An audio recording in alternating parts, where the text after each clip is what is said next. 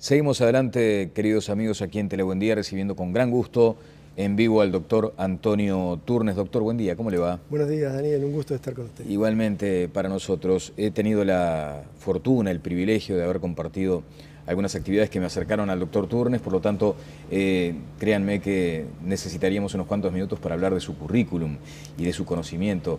Lo he dicho en alguna oportunidad, doctor, usted es una especie de biblioteca caminante con respecto al tema de la medicina. ¿No se siente así? No, no creo. Pero hace años que está en esto, ¿no? Hace muchos años. Bueno, integró cuerpos importantes como el propio Sindicato Médico del Uruguay y ahora lo hemos convocado por una situación bueno, muy polémica que generó una presentación suya en un congreso académico. Mire, fue un seminario titulado Ética, Medicina y Salud Pública, organizado por la Junta Nacional de Transparencia y Ética Pública.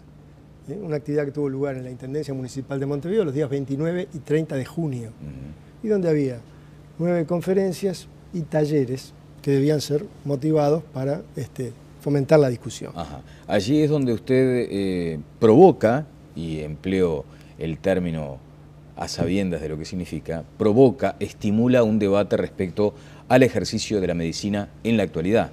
Algunos aspectos vinculados con la ética médica a la luz de los códigos que son vigentes o de los que están proyectados. En cuanto a que hay situaciones que generalmente las pasamos por alto, no las miramos con detenimiento, y esas son situaciones que generan problemas con los colegas, con los pacientes y con las instituciones. Bien, doctor, una primera consideración sobre un hecho que nos conmovió a todos y que por otra parte nos instaló lastimosamente en la opinión pública mundial. Lo de los enfermeros asesinos, denominados así. ¿Usted qué reflexión, a la luz de lo que ha significado ya el paso del tiempo, con más elementos para analizar, cuál es la reflexión que le merece ese episodio, la incidencia, la acción de esos trabajadores de la salud, ni más ni menos que matando gente? Eso es un tema que está en la órbita penal, judicial, y bueno, ahí se definirá si tienen o no responsabilidad y si son responsables de todo lo que ha ocurrido. Pero son un caso totalmente aislado dentro de lo que puede ser la patología mental en el trabajo. Sí. ¿Sí? Eso no tiene nada que ver con la conducta de los colegas, de los médicos o del personal de la salud, que en su enorme mayoría, amplísima mayoría, son personas que están totalmente dedicadas, consagradas al ejercicio de su tarea, con devoción, con altruismo, con dedicación, sin tener mucha relación con lo que perciben por eso.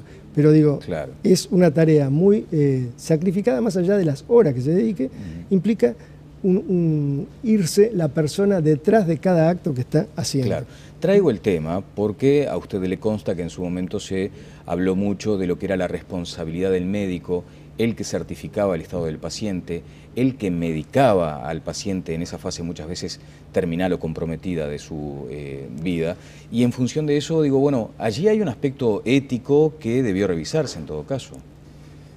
Seguramente, digo, no estaba dentro de los presupuestos de este seminario, porque el seminario fue planeado ya a fines del año pasado y diseñado en los primeros meses de este año, antes de que ocurriera el episodio de los enfermeros que usted mencionaba recién. De modo que era un alcance mucho más general, vinculado a aspectos prácticos de la aplicación de la ética médica. Bien, pero allí también se mencionó, por eso quiero ir al punto, lo que era muchas veces esa actitud, no digo indolente de los médicos, pero es tal la saturación de presiones que se reciben a diario en el ejercicio de la medicina. Es tan impresionante lo que debe ser transitar todo el tiempo por esa delgada línea entre la vida y la muerte, que muchas veces el médico no es que tenga la voluntad de abandonar a su suerte al paciente, pero sí le deja muchas veces mucho margen al enfermero. ¿Usted nota eso en la medicina actual, doctor? Bueno, la medicina actual tiene una base de confianza entre el médico y los colaboradores. O sea, no hay de la forma que hay en otras actividades, digamos, de tipo administrativo. Por ejemplo, cuando usted va a cobrar un cheque o a hacer un pago, que hay una oposición de intereses y entonces le dan tal cosa por la extensión de un documento tal, sino que en este ámbito lo que se hace es confiar en que la persona que le está auxiliando, que le está ayudando, va a hacer lo que usted cree que va a hacer y normalmente debería hacerse. O sea, si alguien le pide que reponga tantas ampollas de tal producto, el médico les tiende la receta y no hay mayores controles. O no lo sabía hasta ahora. De pronto es un elemento que hay que reforzar en adelante. ¿No es un acto de falta de responsabilidad que el médico vaya desentendiéndose de algunos procesos en la atención del paciente? En cierta forma es una debilidad del proceso que habrá que mejorar, porque todos los procesos son perfectibles. Desde ya. Y cuando se notan defectos es donde hay que, si no se previeron antes, hay que corregirlos allí. Ajá.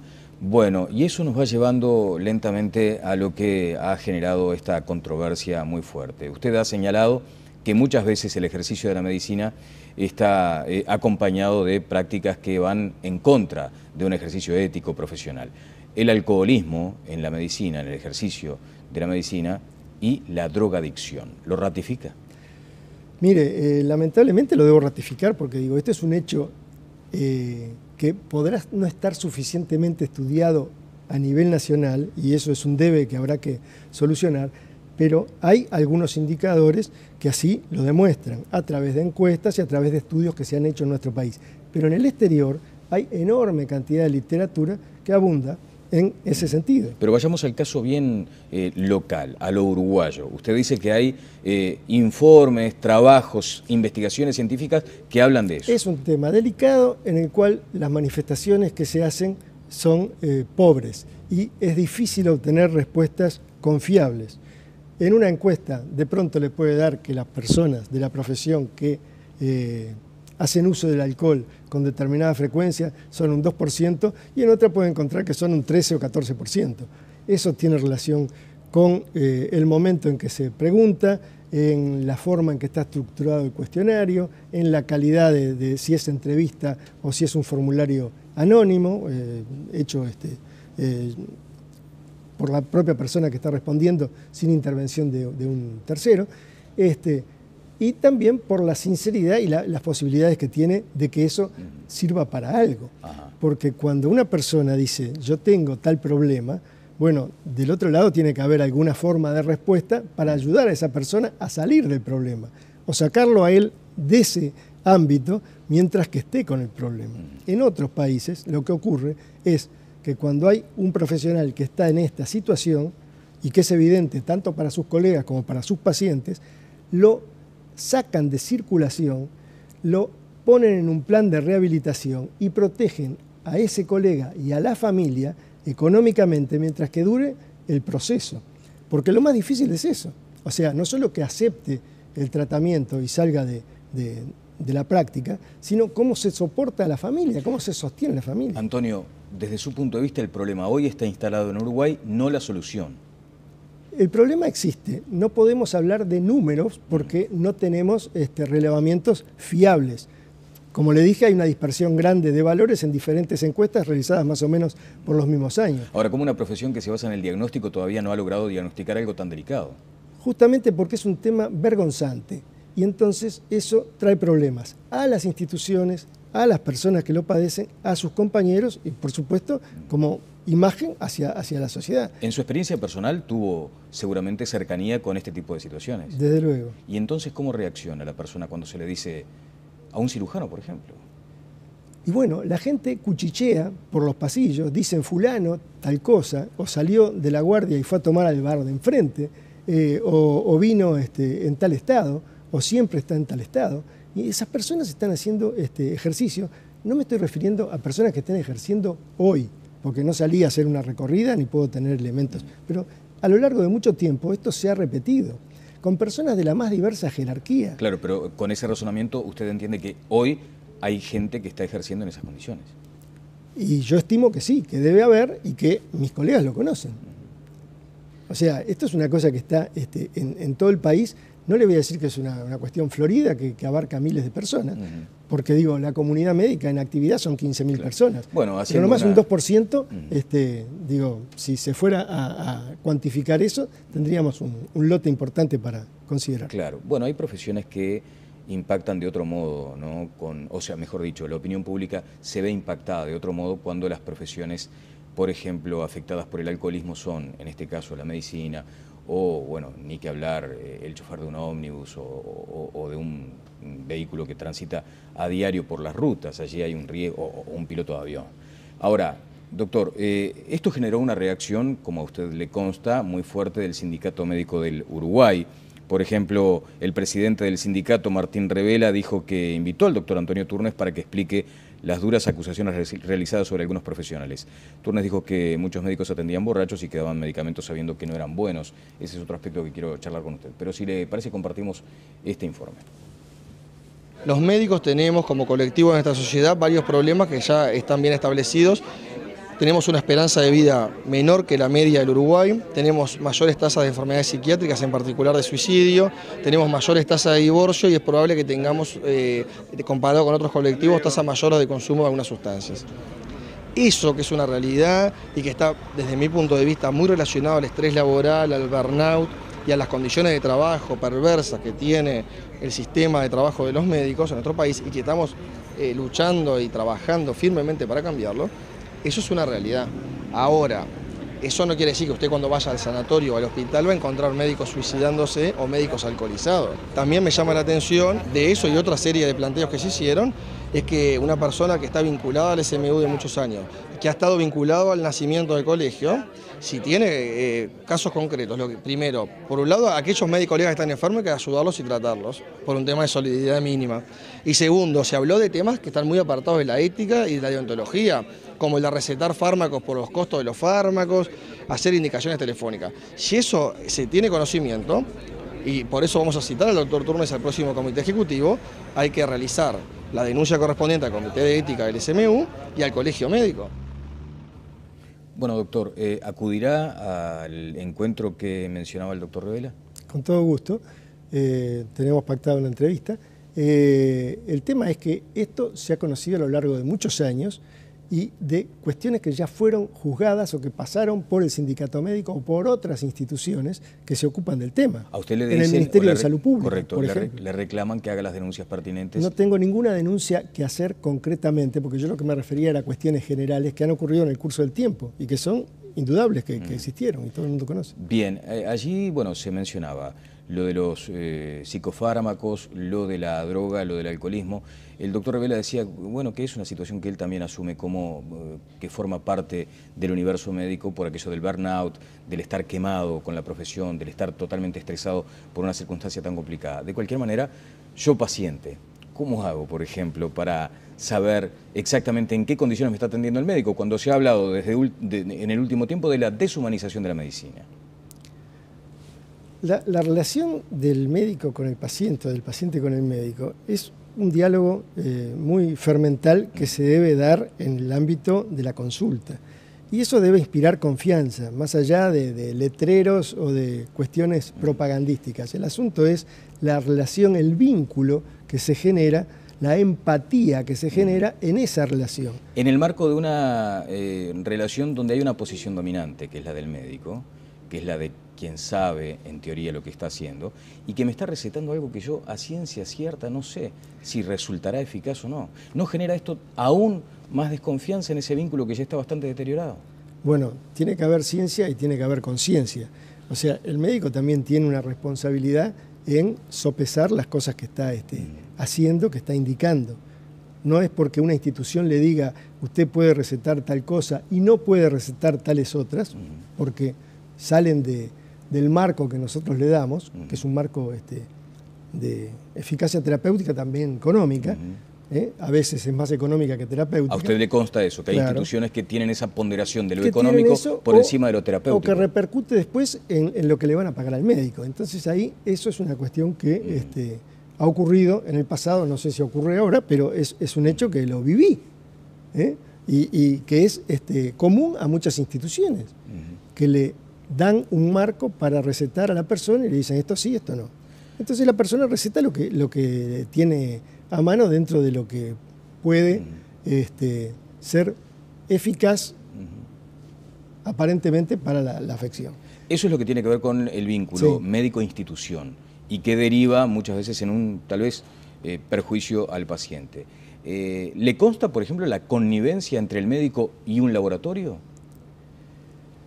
No hay connivencia, o sea, hay que declarar, por ejemplo, el conflicto de intereses cuando se hace un estudio científico o indicar quiénes fueron los que patrocinaron el estudio, pero hay muchas formas de influir sobre las personas a través de dádivas, de obsequios, de viajes, de cosas que en otros medios están restringidos. Entonces, si en Estados Unidos, en Europa, se dice que un laboratorio no puede obsequiar a un médico por valores de más de 25 euros o 25 dólares o una suma muy baja, que es el equivalente a una lapicera en determinadas circunstancias, en un congreso o darle un bolsito, eso es no ético aceptar regalos de empresas proveedoras. No hay ningún código acá que lo prohíba. Bueno, los códigos de ética nuestros tienen disposiciones generales que lo prohíben. Ajá. Claro, pero digo, eso es una cosa que es poco atendida. De la misma manera que también el código de ética médica, el que existía del Sindicato Médico en Uruguay y los que están proyectados, tienen disposiciones muy claras en cuanto a que no se puede atender en condiciones de intoxicación. ¿Hay escaso apego hoy a la ética médica escrita por el propio sindicato? Bueno, yo no diría que hay escaso, digo, creo que se da poca enseñanza de la ética y la gente lo toma como que es una cosa que está allí en la biblioteca, como si lo verán de Aristóteles. Digo, el código de ética es una guía para la buena práctica de la medicina. Cuando nos apartamos del código de ética, lo que caemos es en los bordes de la mala praxis. ¿Sí? Claro.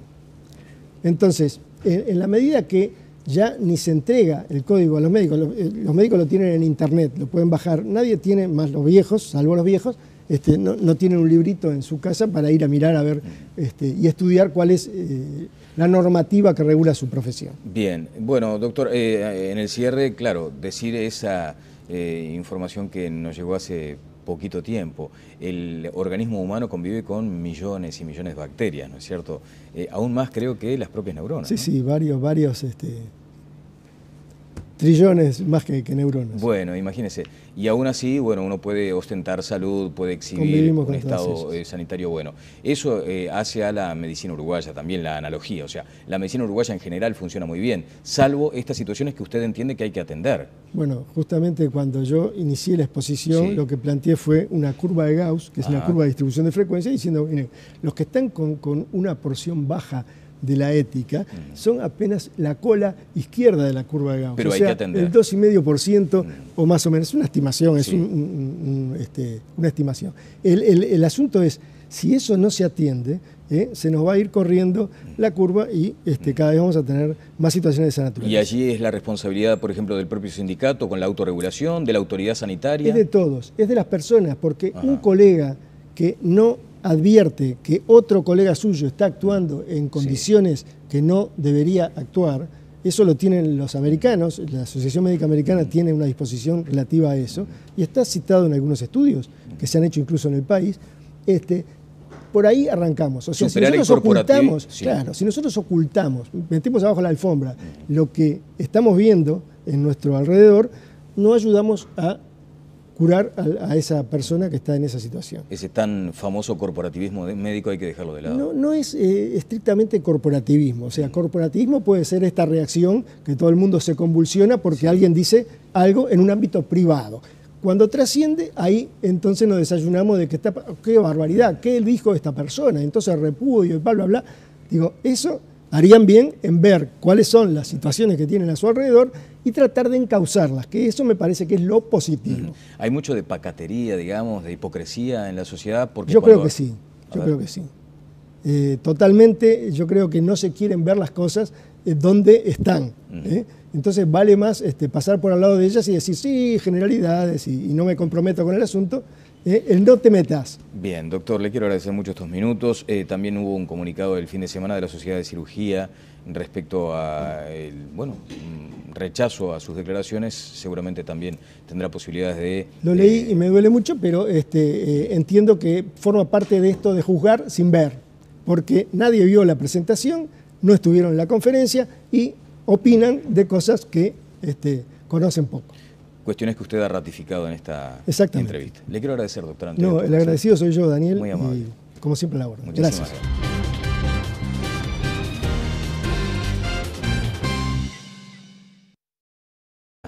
Algunos aspectos vinculados con la ética médica a la luz de los códigos que son vigentes o de los que están proyectados. En cuanto a que hay situaciones que generalmente las pasamos por alto, no las miramos con detenimiento y esas son situaciones que generan problemas con los colegas, con los pacientes y con las instituciones. Bien, doctor, una primera consideración sobre un hecho que nos conmovió a todos y que por otra parte nos instaló lastimosamente en la opinión pública mundial. Lo de los enfermeros asesinos, denominados así. ¿Usted qué reflexión a la luz de lo que... El personal de la salud, que en su enorme mayoría, amplísima mayoría, son personas que están totalmente dedicadas, consagradas al ejercicio de su tarea, con devoción, con altruismo, con dedicación, sin tener mucha relación con lo que perciben por eso. Pero digo, claro, es una tarea muy sacrificada, más allá de las horas que se dedique, implica irse la persona detrás de cada acto que está haciendo. Claro. Traigo el tema porque a usted le consta que en su momento se habló mucho de lo que era la responsabilidad del médico, el que certificaba el estado del paciente, el que medicaba al paciente en esa fase muchas veces termina significado ya el paso del tiempo, con más elementos para analizar. ¿Cuál es la reflexión que le merece ese episodio, la incidencia, la acción de esos trabajadores de la salud, ni más ni menos que matando gente? Eso es un tema que está en la órbita penal, judicial, y bueno, ahí se definirá si tienen o no responsabilidad y si son responsables de todo lo que ha ocurrido. Pero son un caso totalmente aislado dentro de lo que puede ser la patología mental en el trabajo. ¿Sí? Eso no tiene nada que ver con la conducta de los colegas, de los médicos o de... Seguimos adelante, queridos amigos, aquí en Tele Buen Día, recibiendo con gran gusto en vivo al doctor Antonio Turnes. Doctor, buen día, ¿cómo le va? Buenos días, Daniel, un gusto estar con usted. Igualmente para nosotros. He tenido la fortuna, el privilegio de haber compartido algunas actividades que me acercaron al doctor Turnes, por lo tanto, créanme que necesitaríamos unos cuantos minutos para hablar de su currículum y de su conocimiento. Lo he dicho en alguna oportunidad, doctor, usted es una especie de biblioteca caminante con respecto al tema de la medicina. ¿No se siente así? No, no creo. Pero hace años que está en esto, ¿no? Hace muchos años. Bueno, integró cuerpos importantes como el propio Sindicato Médico del Uruguay y ahora lo hemos convocado por una situación muy polémica que generó una presentación suya en un congreso académico. Mire, fue un seminario titulado Ética, Medicina y Salud Pública, organizado por la Junta Nacional de Transparencia y Ética Pública.